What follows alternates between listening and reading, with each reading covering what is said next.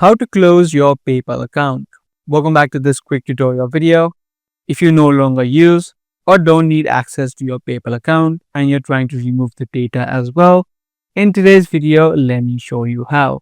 If this video sounds helpful, make sure you stick till the end and let's get straight into it. Open up paypal.com, log into your account. Once you're inside of your account, click on the settings option on the top right of the screen. From the settings of your PayPal, make sure you're under accounts. From the accounts section, you need to scroll down to the bottom of this page where you'll have the option called close your account. Just click on this option. Now, once you click this option, it's going to ask you, are you sure you want to close your account? You can just click on close your account and your account will be immediately deleted.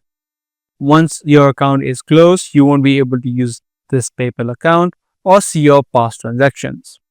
What you can also do is before you close your account, if you like your data to be removed from PayPal's database as well, you can click on delete your data.